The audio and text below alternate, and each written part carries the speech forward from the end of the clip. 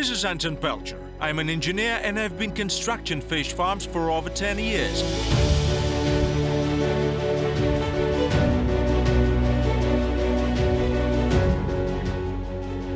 Not only to dismantle the old hangar, but also to turn it into a good asset that could bring in money. The construction process is going on here.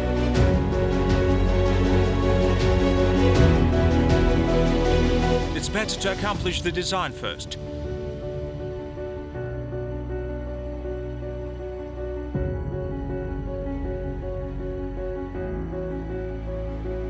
This is Anton Pelcher. I'm an engineer and I've been constructing fish farms for over 10 years. Today we're in the Kursk region of Russia. We will pay a look at the site and will generally figure out how to transform an agricultural hangar, a former pig farm, into a fish farm where trout can be grown. Yes, you didn't misunderstand. It's exactly trout, and it's farmed inside the building, not in the ponds. So today let's figure it out. I'll show you everything. Let's see how to make a cool modern fish farm out of an old hangar. Here we go. Here is the fence, the site. Andrei, that's our client's name, is in the construction business. And so, he bought all this land a couple of years ago. The site area is about 4 hectares. There was an old ruined farm that he didn't know what to do with. And of course, he wanted to use it somehow to do business. So anyway, here is the site, and he fenced it. There is a brand new fence he made not so long ago. For you to understand, the hangar is 20 by 83, so it makes about 1,600 square meters. A standard pig farm. This is where pigs used to be reared. In fact, there are 1,000, if not tens of thousands of buildings like this old hangar, for pigs, cows, poultry, and most of them are in a dismal state, ruined, and people do not understand what to do with them. How not only to dismantle, but to turn them into a good asset that can bring money. Today we are going to see one of the options, but a very good one, of how it actually be done. Let's see what kind of infrastructure is needed on the site. Here we have gas, but of course the first thing which needs to be done is fencing this piece of land, so that no one would get in here, and provide for the utility lines. There is no way to proceed without the fence and utility lines. Okay, what are the utility lines? Of course, gas. And there is fully functional heating here now. In the background you can see a water tower. It is fed with water from a borehole. There is a borehole, which is continuously pumping water into the water tower, from which water flows to the farm, as our production is connected with water, as the farm needs round-the-clock water supply, admittedly not in very large quantities, but nevertheless, the water, which is used for flushing the filters, is discharged into this lagoon. It is settled here and then follows to filtration in the soil and then overflowed. In addition, there will be a separate water treatment facility, which doesn't exist yet, as the facility is in the process of installation, thus it has not yet been commissioned. Let's move on. Well, this is of course the checkpoint. No one is here, as there is no need for that yet. Now we are inside the facility, which is about 70–80% ready. We came here specially to film the installation works. Generally, the people who have bought this site and building and who are implementing this project are, so to say, fed up with construction. In spite of the fact that guys are not old, something around 40 years, nevertheless the constant race and hassle which is inevitable in the construction business made them feel tired of it. Certainly it brings money, but apparently no longer it brings aesthetic pleasure. Therefore they considered it as some kind of reserve land and field, something more stable, more predictable, because in the construction business there is no predictability. At least that's what they told me. Of course, I didn't get deeply into their business. It's not for me. Thus, not so long ago, maybe a couple of years ago, they acquired this site and there was an old agricultural hangar on it. In principle, it was in a very depressing condition. I will show you photos during the video. I still keep them. Well, what to do with all that? How to turn it into an asset? Well, let's start with the fact that this site is located in the countryside. Just to let it for rent? Well, you probably won't, even if you renovate it. Nobody needs it here, in the countryside, 20 to 30 kilometers from Kursk. So you can't rent it out for a normal price. Unfortunately, that's the first thing. What to do? A cattle farm. Look, 1,600 square meters. So it would be a farm with a few hundred cows or other cattle. Those who are engaged in cattle breeding know very well that it's rather unprofitable, and you can't make good money on that. If you open some kind of dairy farm, in general, everything is difficult, even taking into account the fact that it's subsidized by the state. And farming pigs, poultry and so on is rather a poor option in terms of economy of such a small farm, because the market is held by large companies. What else is possible? Some kind of industrial production? Well, look at the actual ceilings. The ceilings are very low, and the truss has a double-pitched roof. And it's an uncomfortable configuration. You can't hang a crane beam. It's not very convenient to move equipment. So this building is not good for industrial production either. Usually industrial production facilities have at least 5-meter high ceilings, and there should be possibility to hang a telfer or an overhead runway beam. They also considered mushrooms. Mushrooms are also such a thing. I don't know why it didn't work out. In principle, it's an awesome idea. But the fact is that it didn't work out. And that's how they decided to farm fish. They found out that you can grow fish in such hangars, so in principle we met them, and probably nobody here yet knows what will be farmed here. But in fact, in this hangar they will grow trout. Yes, exactly trout. That is in RAS systems. And the system is called Recirculating Aquaculture System. Farm valuable fish species. Here is not worth farming carp or European carp, for example. Only high-quality valuable species of fish, expensive types of fish, so that this production is good and profitable. I will show you everything now. So let's go and have a look. I have shown you the infrastructure. They built a concrete road here, but as you see, the area is not landscaped yet. The grass is growing everywhere. Well, the construction process is going on here. And of course, first they will finish everything. I mean the exterior finishing of the building, and they will take care of the site improvement. It's clear that the weeds are taller than I am. And in principle, the purpose of today's video is to tell you what can be done from an old, ruined agricultural hangar, and there are thousands or tens of thousands of such hangars across the country. The former state farms and collective farms, which are left as such conditional assets, so that it's unclear whether to use them somehow or fully abandon. What does it take to transform such a hangar into a fish farm? Let's get to the bottom of it. Well, and let's start with the fact that we need, of course, to provide for the utility lines. So here you can see the electricity coming in here. If I'm not mistaken, it's about 200 kilowatts. But in fact, the equipment will consume less. Nevertheless, this hangar is connected to 380 kilowatts line. This electrical power is good enough, as having only 220 kilowatts, you won't get far, of course. The second thing, you see the water tower, which I have already told you about. There is a borehole. The borehole is continuously supplying the hangar with fresh, clean water, as RAS needs to be constantly supplied with makeup water. And next, I'll show you the sewage system, and will tell you once again what you need in general. Water volume of around 16 cubic meters per hour is supplied from the borehole, and that's enough for the whole farm. Of course, if it were not RAS, but a flow-through system, this wouldn't even make 5% of the total required water supply volume. That's why they opted for RAS systems, as otherwise water supply wouldn't be sufficient. They had the farm put onto the mains electricity. Also, water supply was provided for. By the way, it doesn't need to be initially treated here because it meets all the requirements. Yes, there are boreholes where the water is of poor quality and needs to be treated. For example, if it contains iron or it's too hard. Yes, sure, there are systems for de-ironing and water softening. Here in this building, there will be about 1000 cubic meters of water per day. 10 cubic meters per hour will be enough to supply all this farm water. The borehole provides 16 cubic meters, so we have just about enough. Well, here we're standing near such an interesting pit, and it's not an excavation of an ancient civilization. It's not mining. It's basically a lagoon for the disposal of the farm wastewater. Why is it so large? Actually, it's destined for wastewater to stay in the lagoon for at least a month. And then, of course, it will be transferred further, probably to a sewage treatment plant. Now the owners are considering possible options. Price and quality are being compared so that environmentalists do not raise any claims and the issue is resolved with minimal investment.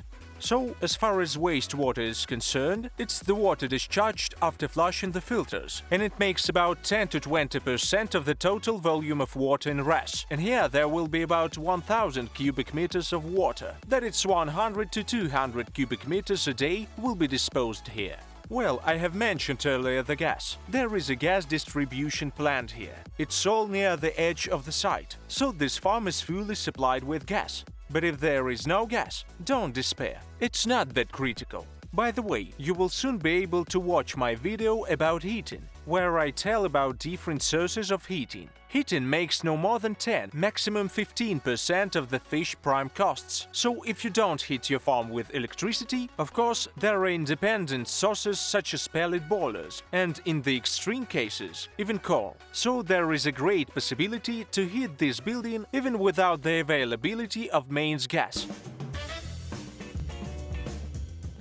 And before we moved inside the building, let's talk in general about what were the problems and challenges in bringing this project to life, in implementing all the infrastructure. To begin with, the water was bought in. There was a borehole, of course, so basically there were no problems. The borehole was pumped, tested, water parameters were analyzed, its debit was checked, and in general everything was fine. But they had to put in water tower so that the water is supplied to the building.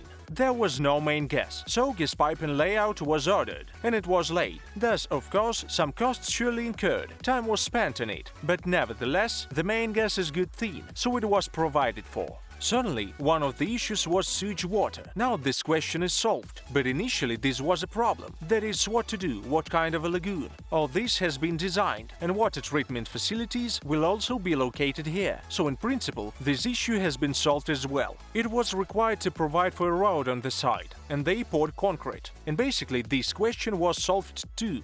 And of course, the main issue was the hangar itself in its condition. How to repair it and how much money to invest in it.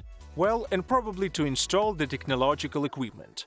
As for the hangar, let's take a short walk with you and look at it from the outside. What else had to be done in order to improve the hangar? It was, to be honest, in a generally depressing condition.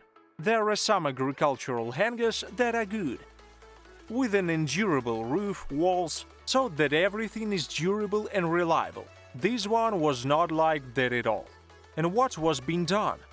First of all, the most expensive thing was covering the roof. They had to make a completely new roof. Secondly, there were windows that were not necessary for fish farming, so the windows and window openings were mostly laid with brick. The few that you see are the windows in the utility rooms, the operator's room, the laboratory. Those rooms where light is desirable. It's undesirable inside the production facilities because water begins to bloom, so all the light from the windows should be eliminated. Only artificial light is left, and, in principle, inside concrete works and finishing works were performed. There was nothing inside, just an empty hangar, columns, some old concrete slabs on the floor. Only some load-bearing structures were still present and not collapsed.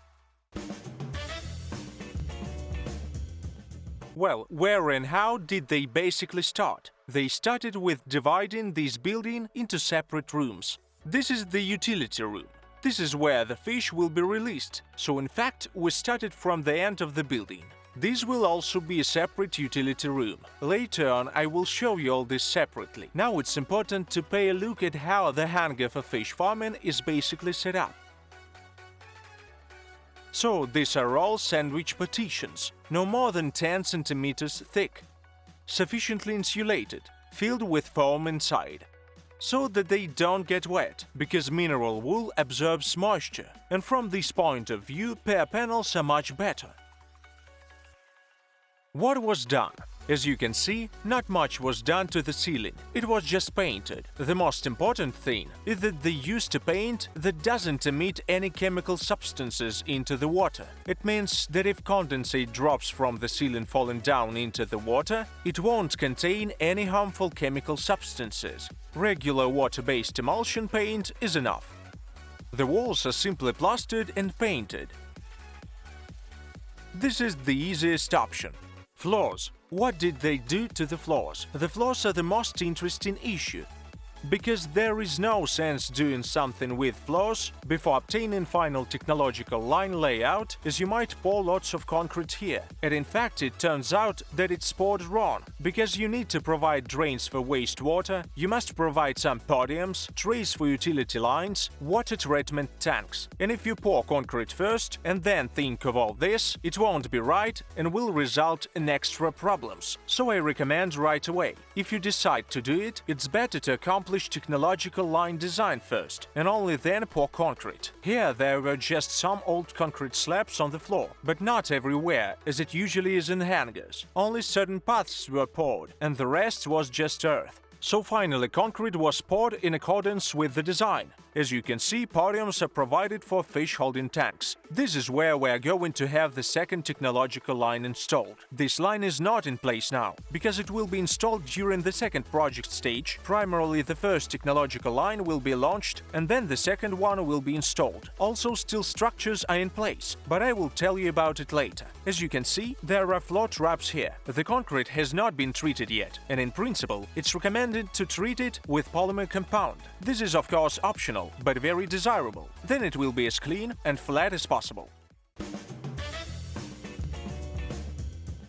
So let me now talk in general about what kind of RAS equipment is needed to put this farm into operation.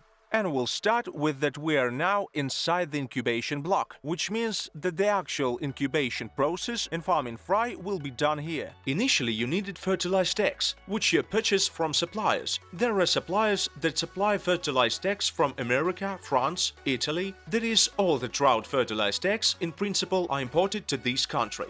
Here, first the eggs will be incubated in the hatcheries, which are not installed yet, because the installation process is still going on. Further, the hatched larvae will be transplanted into these trays and grow up to 3-5 grams, and only afterwards it will be transferred to the fry department. This water treatment unit is also in the process of installation. You see that installation process is in full swing now. Let me show you the fry department. So this is where we grow the larvae up to 3-5 grams. Then we obtain fry and transfer it to the fry department. Each of these fish held in tanks has a volume of about 6 cubic meters, so the total volume of tanks in the fry department makes about 60 cubic meters. Here fry will be on grown up to 50-100 grams fingerlings and then transferred to grow out fish tanks. So let's go and I'll show you grow out fish department. So we have reached the grow out fish department. We will have 2 lines of tanks here, one here and one there. Each line will consist of 10 tanks. One of them, this extreme one here, is for fish purging. The fish is kept in clean water before being sold. Each of these tanks is almost 6 meters in diameter and 2 meters high,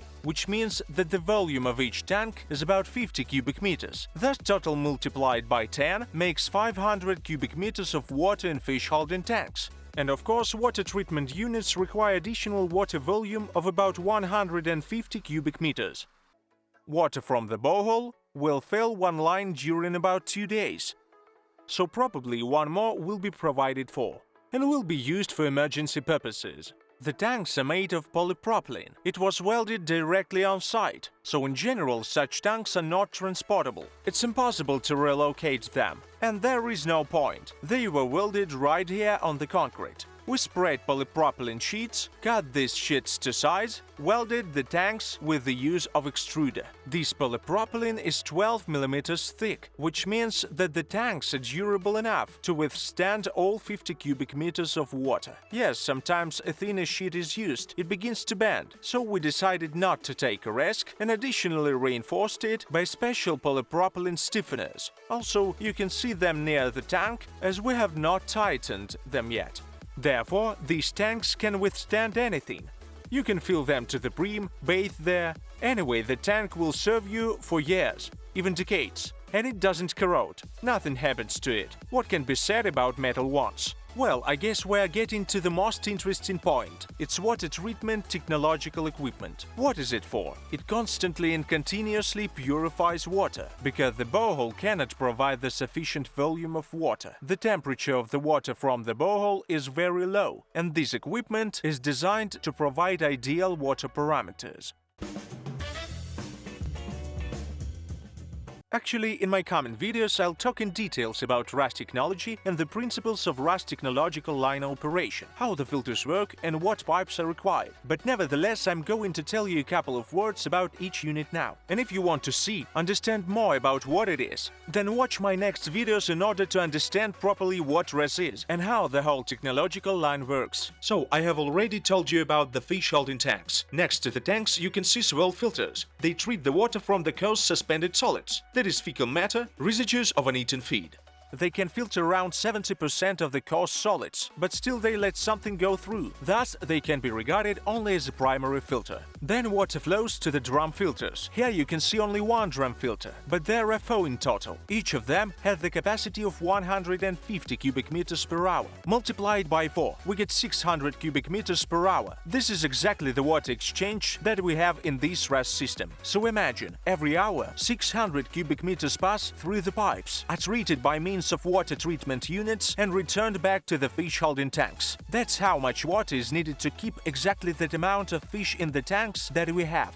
By the way, each of these tanks, and there are 10 of them, will contain up to 5 tons of fish at a time. That's up to 50 tons per year in 10 tanks. So let's move on to drum filters, which have the capacity of 600 cubic meters per hour each. What is the principle of their operation? They have a drum inside, which is covered with a mesh. Water pours into it. The mesh is a size of 60 microns, that is in fact 0.06 mm. So this mesh removes maximum suspended matter, that is 80% of all suspended matter, even very fine, which is in the system. They treat the water and then mechanically filtered water flows under gravity to the biofilter. Let me show you the biofilter now. You can see it well from this point. It's a large reservoir or tank which has 4 chambers filled with media. Different types of bacteria stick to it, and it's worth saying that covers all the surface of the biofilter, and the water is treated of nitrogen. What is nitrogen?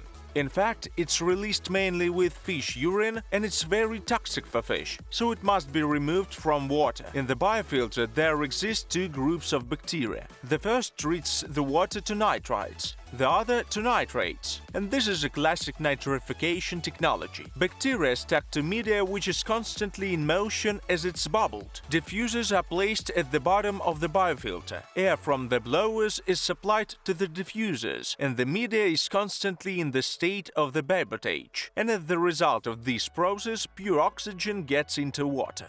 This is the tank which the pumps pump water from.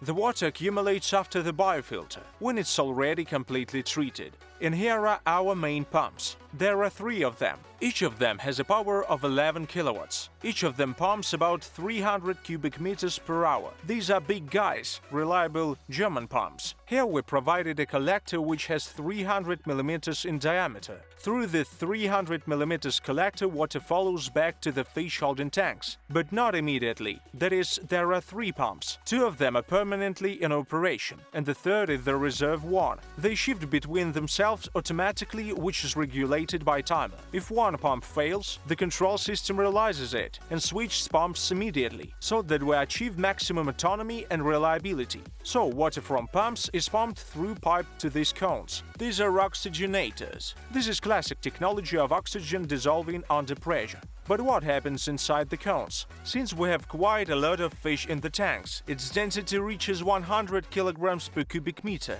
We naturally need pure oxygen, so atmospheric air or the oxygen contained in the water is not enough. Thus, we supply oxygen from an oxygen generator to these 2 cones. Supply water from pumps, and oxygen mixes with water under pressure, and at the output of the oxygenator, we get 200 to 300% water saturation with oxygen.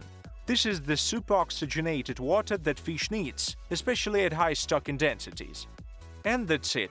The water flows through these collectors, 300 mm in diameter, made of pressure PVC. It goes back to the tanks, but that's not all. That's just the main circuit. We also have additional circuits. Let me talk about them. We have a separate ozonation and degassing units. How do they operate? There is a separate pump that takes water from the pump tank, feeds it first to the ozone contact column. Why is it so large? So that ozone can mix with water and infuse for about 4-5 minutes, since we have 30% of water of the entire water exchange. That is about 200 cubic meters per hour passed through this column. It must have a certain volume to retain water for about 4-5 minutes. It is fed with ozone. This ozone is supplied under pressure from a pump and by a special injector. Water comes into contact with ozone, and the water is disinfected and purified. Trout is very sensitive to water quality, so it's necessary to ozonize water if you farm this type of fish. So, exiting ozone contact column, water flows to this degasser. What is it for? Firstly, to remove not yet dissolved, unreacted ozone, as ozone is highly toxic for fish. Secondly, let out excessive carbon dioxide, since fish breathes in water, emits carbon dioxide. This carbon dioxide should not be accumulated in water in high concentrations. Therefore, our water is fed to the degasser. From the degasser it follows back to the pit. It's a separate closed circuit, which can be turned on or turned off, and it's completely independent. Next, oxygenators. Oxygen is supplied by oxygen generator. The generators are not installed yet, so I won't be able to show them now. And finally, there are the pipelines. As I have already mentioned, you can see the pipes below. This particular pipe is one of the tank's drainage pipes, 400 mm in diameter. It's a PVC sewage pipe, but a special one, thick-walled and high quality. It's sufficient to drain water from the tanks, and water returns back to the tanks through a PVC pressure pipe, which is a slightly different pipe. It's not a sewage pipe anymore. As you see, the fittings are different. There are no rubber bands. All pipes are glued, and this is a so-called tanks technology. These are the pipes for connecting tanks manifold, and these pipes are rather large in diameter. So we have installed, let's say, technological equipment, everything is fine, everything is great. And that's it? At least it may seem so. No, that's not all. We're going to walk around a little bit more. Then we need some more lighting. As you see, in general, lighting at this particular farm is pretty standard. Just suspended lights, side light for the tanks. It's quite enough for the system to operate. But there should be no light entering water treatment units. Or lighting should be reduced there to minimum to keep the biofilter in the shade, because thus the bacteria perform better. We're through with lighting.